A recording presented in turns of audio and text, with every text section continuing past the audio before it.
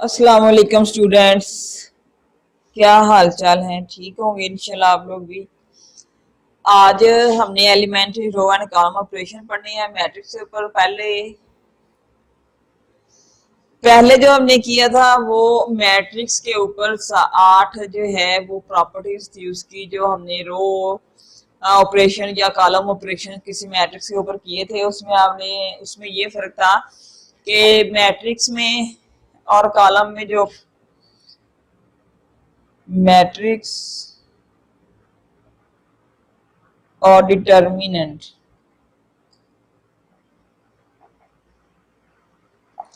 इसमें यह था कि आप एक ही वक्त में कोई ये डिटर्मिनेंट है उसके ऊपर आप जो 8 प्रॉपर्टीज लगा रहे हैं उसमें से आप किसी के ऊपर कॉलम और रो ऑपरेशन कर सकते हैं। लेकिन जब मैट्रिक्स में है उसमें अगर आपने रो ऑपरेशन स्टार्ट किया है तो वो एंड तक रो ऑपरेशन ही चलेगा।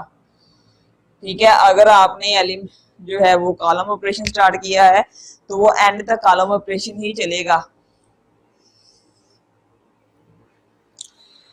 तो यहाँ पर elementary row and column operation है हमारे पास। ठीक है, यहाँ पर ये सिर्फ मैट्रिक्स के लिए है। मैट्रिक्स के अंदर हम जो है वो किस तरह से ये ऑपरेशन कर सकते हैं, इसका जो है करस्पॉन्डिंग्स या इसका जो हमने मायना किया है, मुआवजा किया है, वो हमने इक्वेशन के साथ किया है। जिस तरह हमारे पास एलिमेंट्री इक्वेशंस होती हैं उनके अंदर हम दो इक्वेशनों को आपस में इंटरचेंज कर सकते हैं, तो इसी तरह हम किसी मैट्रिक्स में जो है वो दो कॉलम जो है या दो जो उसकी रोज है उसको इंटरचेंज कर सकते हैं। हम जो है किसी भी इक्वेशन को किसी भी एक नॉन जीरो नंबर के साथ मल्टीप्लाई कर सकते हैं। जब हमारे पास कोई दो सिमिलटेनियस इक्वेशंस आती हैं हल करने के लिए तो हम उनको ऐसे ही हल करते हैं कि हम क्या करते हैं, अगर आपके पास फर्ज करो ये दो इक्वेशन ही है,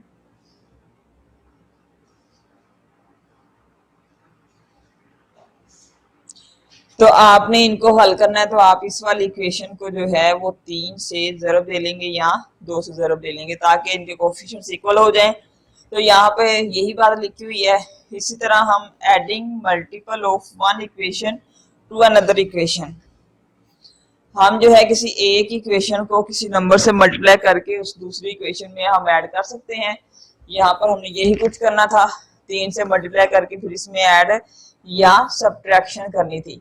तो ये वाले तीनों एलिमेंट्री ऑपरेशन जो हैं ये किसी इक्वेशन के लिए हैं, इक्वेशंस के लिए हैं। और आपको पता है जो मैट्रिक्स बनती है वो इक्वेशंस के कोफिशिएंट्स, जो वेरिएबल्स के कोफिशिएंट्स होते हैं उनसे ही बनती है। तो इसलिए हम मैट्रिक्स में ये ही तीनों काम करेंगे।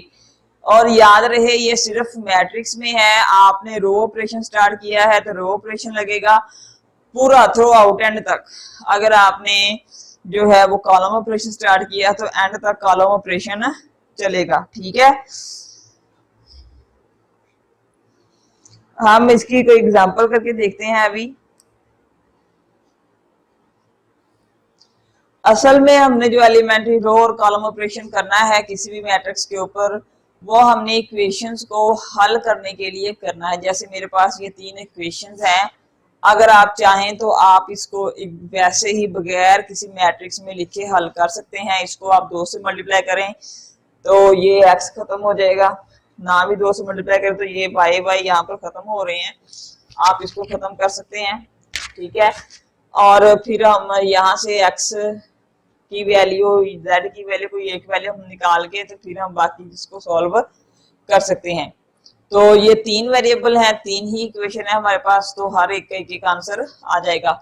लेकिन इसी के करस्पॉन्डेंस जो है अगर हम एक मैट्रिक्स सिस्टम यहाँ पर बना लें इसका, तो आप देखें कि जो मेरे पास ए मैट्रिक्स बनेगी वो इन एक्स वाई जेड के कोफिशिएंट्स की बनेगी 1 1 2 1 1 2 2 माइनस 1 8 2 माइनस 1 8 3 5 4 3 5 4 और जो इस साइड पर ये वाले 1, 12 और 13 है, ये मैट्रिक्स बी बन जाएगी हमारे पास 1 और 3।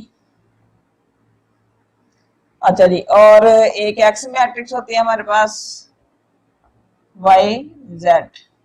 अच्छा जी, आपको पता है कि इन इक्वेशंस को हल करने के लिए हमने मैट्रिक में भी मेथड्स पढ़े हैं। 2-3 मेथड हमने वहां पढ़े, क्रैमर रूल भी हमने वहां पढ़ा है, इनवर्स मेथड भी हमने वहां पढ़ा है। यहाँ पर हमने इसको एलिमेंट्री रो ऑपरेशन जो है वो इसके जरिए करना है। तो आप देखें, हम जो है इसको, आप अगर इसको इक्वल लेकर जाना चाहें तो इक्वल भी लेकर जा सकते हैं, और अगर आप इसको डायरेक्ट करना चाहें तो हम इसको सिर्फ मैट्रिक्स में रो ऑपरेशन इस्तेमाल करके कर सकते हैं। अब रो ऑपरेशन इस्तेमाल करने के लिए हमने यहाँ पर जब भी नया ऑपरेशन लगाना है तो ऐसे मैट्रिक्स के शुरू में निशान लगा देना है। ठीक है, इसका मतलब है कि हमने एलिमेंट्री रो ऑपरेशन इसके ऊपर लगाया है। तो हम एक मैट्रिक्स अपेंडिक्स मैट्रिक्स लिख लेते हैं। इसमें हमने ये बी कॉलम भी साथ लिखना है, 1 1 2 2 -1 8। असल मकसद हमारा जो है वो मसावातों को हल करना है, इन इक्वेशंस को हल करना है। हम क्या करेंगे, यहाँ 0 प्रोड्यूस करेंगे, यहाँ 0 प्रोड्यूस करेंगे, यहाँ 0 प्रोड्यूस करेंगे, और हमारे पास यहाँ पर z खाली रह जाएगा, yz रह जाएगा और xyz रह जाएगा, जैसे भी आपका दिल करे। ठीक है, अब यहाँ पर आप रो ऑपरेशन लगाना चाहें, ये 0 करना है तो 2 से ज़रब देके हम क्या करेंगे, r2 - 2r1 एक ऑपरेशन लगाएंगे, और r3 - 3r1। ठीक है, ये हमारे पास अब ए मैट्रिक्स जो है वो बन जाएगी 1 2 और 1, ये ऐसे रह जाएगा। 2 से ज़रब दी है, इधर से माइनस कर दिया है 0, 2 से ज़रब दिया इधर माइनस कर दिया है -3, 2 से ज़रब दिया इधर से माइनस कर दिया है 4। अब 2 से ज़रब दिया इधर से माइनस कर दिया है तो 10 रह जाएगा मेरे पास। देख लें, अगर अब आप इधर आ जाएं, अगर मैंने यहाँ पर भी ऐसा ही कुछ करना होता तो मैंने क्या करना था, इसको 2 से ज़रब देनी थी और इसमें से माइनस कर देना, 2x 2y 4z बराबर 2, 2x - y प्लस बराबर 12, माइनस माइनस प्लस माइनस, ये कैंसिल हो जाने थे, और यहाँ पर मेरे पास 3y आ जाना था। ठीक है, और यहाँ पर मेरे -4z आ जाना था, और यहाँ पर -10 आ जाना था। सही है, इसी तरह हमने इसको जो है वो इसमें से निकाल देना था, तो फिर हमारे पास अभी जो आएगा वो आ जाएगा। 3 से किया, इसमें से माइनस कर दिया 0, 3 में से इसमें से माइनस किया 2, 3 2 6, 4 में से माइनस किया -2, 3 और 3 इसमें से माइनस किया 0। ठीक है, अब हमने क्या करना है, इंटरचेंज कर लेते हैं। ये और ये वाली जो रो है इसको हम इंटरचेंज कर लेते हैं। ठीक है, इंटरचेंज करने के लिए हम लगाएंगे 3 2 2 3 बन जाएगी, 3 2 बन जाएगी, 1 1 2 1 0 2 -2 0 और 0 -3 4 10। ठीक है, अब वहां देखें 2 - 2 और 0 है, तो हम इसको 2 से डिवाइड कर देंगे।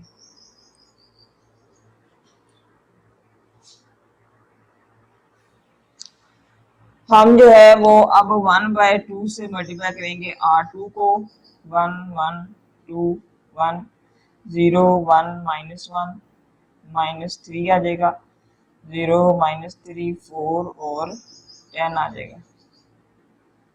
ठीक है,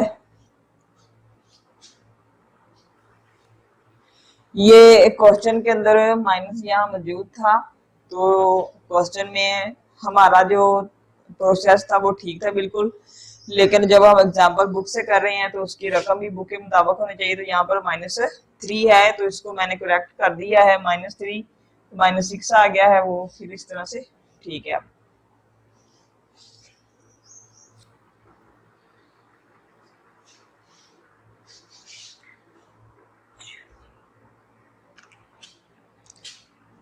ये अब हमने नया ऑपरेशन किया था, अब हम क्या करेंगे कि इसको R3 प्लस 3R2 करेंगे।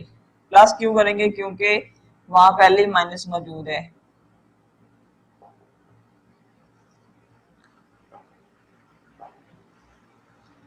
जीरो 1 से किया, 3 से मल्टीप्लाई किया, -3 और 4 1 बच गया, और प्लस का 3 और 10 13 हो गया।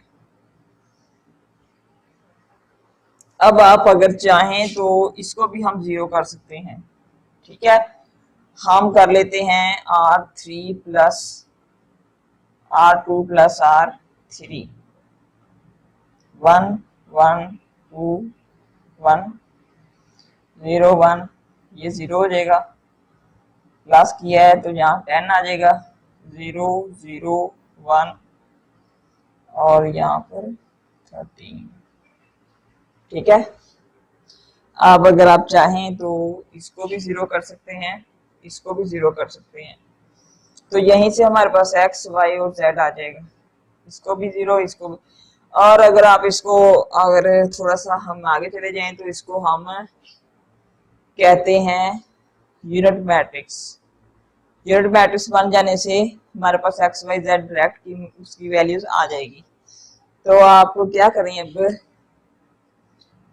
R1 माइनस करते हैं हम R2 और R1 करते हैं -2R3। दो ऑपरेशन हमने इकट्ठे लगा देने हैं। ये एक ही रो के ऊपर ऑपरेशन है, तो हम जो है वो पहले एक ऑपरेशन लगा लेते हैं, 1, ये 0 उसमें से माइनस होगा तो 1 0, ये माइनस होगा तो 0, और ये माइनस होगा तो 2, ये माइनस होगा तो -9। फिर ये हमारे पास 0 1 0 और 10 आ जाएगी वैसे ही, और नीचे ये भी आ जाएगा। अब ये सेकंड जो ऑपरेशन है वो हम नेक्स्ट स्टेप में करते हैं।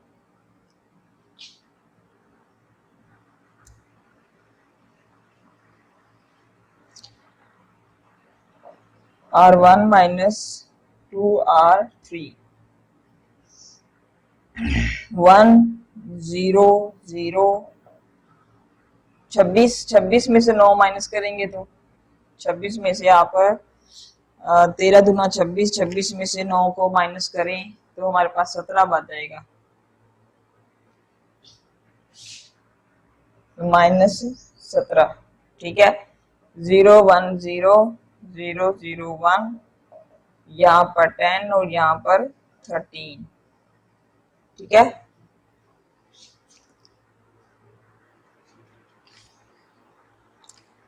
अच्छा जी, ये हमने यहाँ पर जो है इसके रो कॉलम ऑपरेशन किए हैं। तो अब आप देखें डायरेक्ट, ये मेरे पास x है, ये y है और ये z है।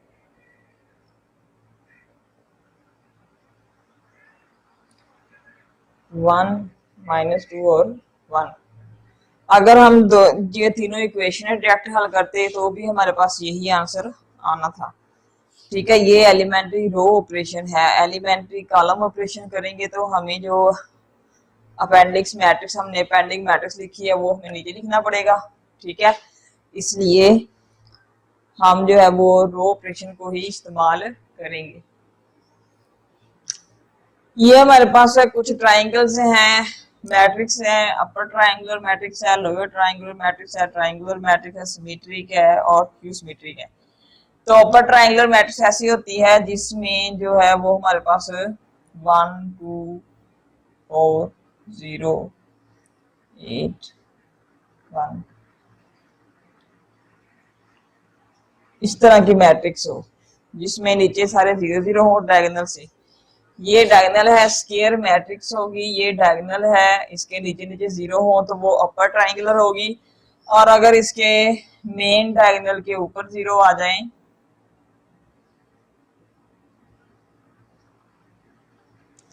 अगर इसके ऊपर 0 हो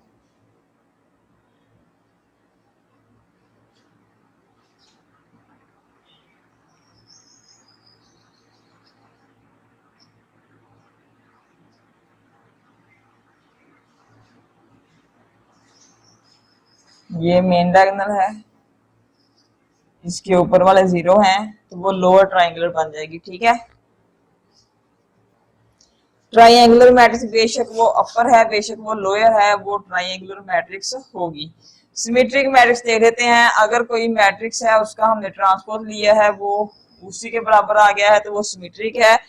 और अगर एक स्क्वायर मैट्रिक्स ए है, उसका ट्रांसपोज जो है वो माइनस ए के बराबर आ गया है तो वो स्क्यू सिमेट्रिक हो जाएगी। इसी तरह हर्मिशियन और स्क्यू हर्मिशियन है हमारे पास।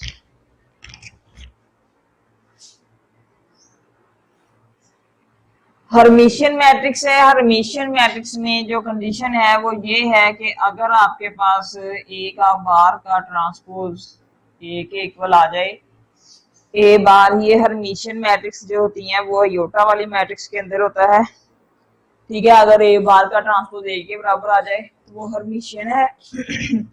और अगर ए बार का ट्रांसपोज जो है वो माइनस ए के बराबर आ जाए तो वो स्क्यू हर्मिशियन मैट्रिक्स बन जाती है हमारे पास। ठीक है, अच्छा जी, नेक्स्ट हमारे पास है echelon and reduced echelon form.